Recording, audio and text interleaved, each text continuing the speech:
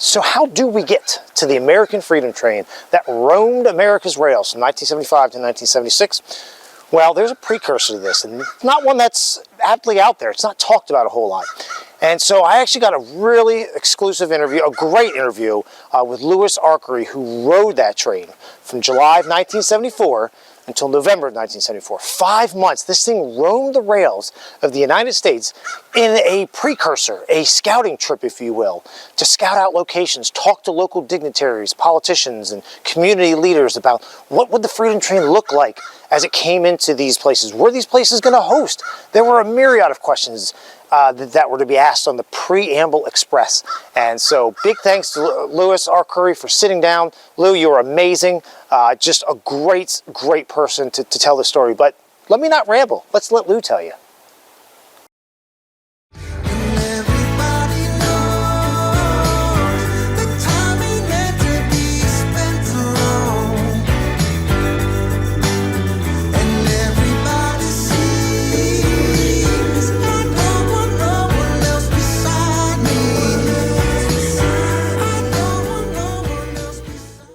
All right, well, Lou and Val, thank you for sitting here talking to me about the Preamble Express. All right, so give us a history. So the Preamble Express was conceived to be a promotional advance train for the American Freedom Train. Okay.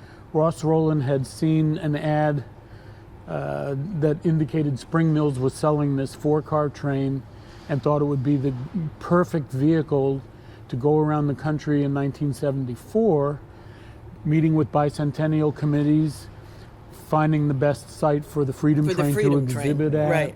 And working on the beginnings of logistics for the Freedom Train itself. So the Preamble toured the country, all 48 states, 138 cities, over the course of 5.5 months. We left Lebanon, New Jersey on the 4th of July, made our way to Boston, which was the first stop to meet with the Bicentennial Committee, and essentially wrap things up in Providence, Rhode Island in November that year. The Preamble had a crew of 2 mechanics, okay, me being one. Right. My role was responsibility for the diesel locomotive and the running gear of the cars. We had a crew, it varied sometimes from 7 to 9 staff members involved with the presentations for the Bicentennial Committee. We had 4 people managing the kitchen and the service of meals. We served meals on the train to the did? Bicentennial Committee members. Yeah. Oh, I didn't know this. Okay. Yes. Out of Boston, we were doing dinner meetings. Full-fledged dinner? Yeah. Yes.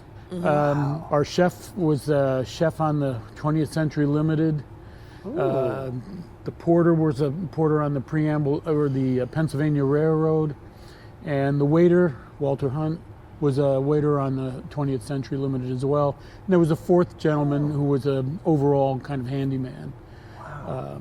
So we had quite a staff. And had you had prior experience with diesels before this? Or? No, it was on-the-job training. I like to work with my hands. Yeah. And I was fortunate enough to have railroad guys teach me how to maintain the 2 locomotives, how to operate the E9. I never ran the U-23B. Okay. I did run the 951, the E9 we got from General Motors. So when we set out from Lebanon, we had a General Electric diesel locomotive. A U it was something? U-23B from the Delaware and Hudson Railroad. Okay. Ross was good friends with Bruce Sturzing, the president of the D&H. But General Motors was a sponsor of the Freedom Train and wasn't happy with a competitor's engine pulling the Preamble. Fair enough, yeah. So they went into their trade-in pool. Union Pacific had just traded in a number of E9s for, I forget what, GPs, whatever. And they pulled the 951 out of the deadline, refurbished it, and we picked it up in Omaha, Nebraska. And it pulled us pretty much all around the country after that. Wow. And that was a great engine. I loved working with that locomotive. And also we got paid for seeing the country.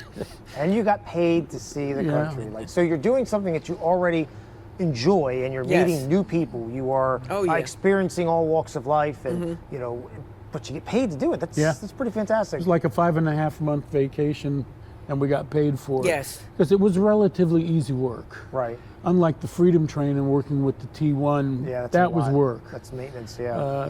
When we got into town, I tied up the locomotive, made sure the cars were secure, and everybody went to a hotel except me and the other mechanic. We had quarters in the first car, the power car. Oh, you did? Yeah. Oh, I didn't know So, this. Okay. We got to stay in hotels as a treat. Okay. We were in a city for more than 3 or 4 days, Gotcha. which was kind of fun. But But we were in hotels all the time. yeah, the rest of the staff, every time we landed, they would be taxied over to a hotel and then back again in the morning. Okay. Okay. But it was a wonderful experience. We You saw know, the whole country. yeah, saw the and whole met, as you say, many different people. We got to see parts of the country you can only see by rail. Right, You couldn't right. drive through some of the canyons out west that we rolled through. Yep. Yeah. And we had essentially a front row seat. We sit on the observation platform and watch the world Watch go the by, world right? go by. Right. Yeah. Magical. Yeah. Absolutely magical. Our only worry is when we were going to get called for dinner. And what was being served, right? Yes. Yeah. Yes. Now, you two met on the train, right? So tell me that, So Valerie was hired by Ross in January to be his executive secretary. Okay. I was hired in April and started working part-time in May. Okay. And my first day on the job, I walked through the door of the station, Lebanon Station. Val's desk was by the door, and I looked at her and said, that's it. That's the love of your life. So The I was prettiest face smitten you've from seen. that point on, right? Yeah. Yeah. Val, did you have the same reaction? Yes. Yeah, my permanent souvenir of the Preamble Express. Oh, that's awesome. And you've been together since then. I mean, Yeah. how many people can say that they've, this almost like Disney-like story, if you will, right? Sort of like a fairy tale Yeah. almost, you know, And we still love each other.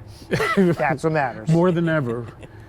When we were on the Preamble, I don't think we really appreciated What we had. what we had. Okay. It was only after the train ended and we returned home in November, it's like, wow, 5.5 month road trip, Right. wonderful experiences, and Saw the country. through pictures we still enjoy revisiting some of the, Oh, I was the gonna places we stayed. And we got paid for it. Yeah, yeah. We parked in Golden Gate Park, right in front of the Golden Gate Bridge in San Francisco. We went to a rodeo in Billings, Montana, courtesy of the Bicentennial Committee.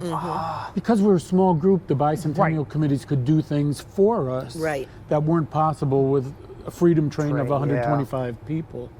So we got to do a lot of neat stuff. It was great. And the consist you said was four cars. These were 4 ex-Reading passenger cars Okay. that were originally bought by Johnson & Johnson to create the Permacell Express. Okay. 3 of the cars. Okay. They sold that train to Spring Mills out of South Carolina Fabrics Company. They added a 4th car, same vintage, same type of car, so the train looked nice. And that became our parlor car. So the first car was a power car with a generator set, 2 generators, the crew quarters where I stayed, Right. and then the kitchen. The next car was the dining car bar car. So we had a full bar and dining room, and I think we could seat 30 or 40 people in that car for dinner. The third car was a parlor car, like a sitting room, giant rolling sitting room, sofas, chairs, where people could sit and relax with a drink and talk. Yeah. And then the 4th car was the business car. That was a classroom car with desks, Okay. a little bit of a stage. But that was on also the the podium. observation Was the car. wasn't it? observation car. Yeah. The observation So you car. could walk out onto the Platform. yeah. platform We even spent- while you were running. Oh, we spent a lot of time sitting there watching the world go by. We went through some beautiful parts of the country Yeah. and saw it all from Yeah. the observation platform. And got paid for it. Yeah. You betcha. That is just like, I mean, you must have been. So let me ask this. So to get to the American Freedom Train, right, we have to have the Preamble Express, right? You can't have one without the other. I that- think that's a good point. It would be possible to run the Freedom Train without the Preamble, but I think it would have been a lot more work. Right. Our collective role on the Preamble was to meet with the bicentennial committees, Right. and then after the meeting, some of the team would go out and look at prospective display sites. Okay. And then based on what they saw, they'd go back, and eventually that information was digested, and display sites for the Freedom Train were chosen. I'd never went out on any of those excursions. My role was to be with the train, and there were other people responsible for that. So if you, to recap with history here, like, what is one thing that you want people to remember about the Preamble Express? Because it's not often talked about, and you really don't hear a lot about it. And you lived it firsthand. You both did. You know, that's a good question. I think the most important point was it was the advanced train for the Freedom Train. For those of us who were part of it, it was one of the best experiences of our life. Of our lives, right. You know, to be able to tour the country, and as Val says, get paid for it. And experience all the things that we were able to experience because we were a small group of people. You know, when we would get to a town, basically we'd send everybody to a hotel except me and the other gentleman that I worked with. Clean the train, make sure the engine had fuel, water, whatever. And that was it. You know, when we got to town with the Freedom Train, first thing the locomotive crew did was wash that locomotive, service it, and then we got to bunk, you know, until it was time to report back to the site for keeping, you know, people moving through the engine and doing regular maintenance. That was a great experience, but we didn't get to see much of the towns we visited. We were pretty much captive to the train. Gotcha. On a rare occasion when we were in a display town for more than a few days, you know, Steve might give us a little time off and we'd go see something. But that was a rarity. But you had more time to go explore with the Preamble. Yeah, the Preamble gave us a lot more time to see the cities. And we saw the country. You got to see the entire country from the deck of an observation car. Like, how cool is that? Yeah. How it was cool is really that? a wonderful experience. And it brought you two together. Yes. That is very poignant. And so, well, this has been fantastic. I hope people learn something about Preamble because it's not talked about a lot. And so this is us trying to, you know, make sure the story stays alive. Well, through your efforts, Trevor, you're documenting our history for all time. I mean, I don't know that there's any other place where we could say that the Preamble's been properly documented. And even the Freedom Train. I mean, lots of pictures. We have the movies that were made for the Freedom Train, but not collective experiences of, you know, the few of us who are still around to talk about it, quite frankly. My only regret is that Ross didn't live long enough to be part of this. Because he could tell the story better than anybody. Yes. You know, it was his baby. But we'll be forever in debt for him to have the vision to think of having a Freedom Train at all and running the Preamble Express. That was all because of Ross Rowland and nobody else. So we'll forever be indebted to him. To him. Absolutely. Absolutely. Well, thank you both for joining me. This is a pleasure. I love learning new things, and you both have just been a wealth of information on this. So hopefully more people get out there and they learn a little bit more. And, you know, if they watch this video, they go, "Ooh, okay, you can't have one without the other." And guess what? Sometimes things bring people together. And as Steve had said earlier, I think that's the most important part of it was the people. You know, they're the ones that make the experiences memorable. And the people we worked with on the Preamble did just that. Yes, right. You know, there was a greater group of people supporting us from Lebanon office, you know, that will forever go unsung, really. You know. But well, thank you both from the bottom of my heart. This is fun. So, you know, we will hopefully this will stay alive for as long as possible to keep the memory of Preamble going. Thank you. So thank you both. Well, big thanks to Lou for coming out here and talking with me about this. I mean, Lou is a phenomenal guy. Thank you so much for doing that, Lou. Much obliged, friend. And this is how the Preamble Express is how we get to the 2-year celebration on the American Freedom Train behind me. That's how we get there, is this Preamble Express. And Lou was a part of that. And so I hope you out there in railfan land, history land, whatever land you're in, really enjoy this and, you know, look at this as a way to preserve the story of this. Because, again, we can't have the American Freedom Train without the Preamble Express. And Lou was a huge part of that. So thank you again, Lou. This is Trevor from History on the Move.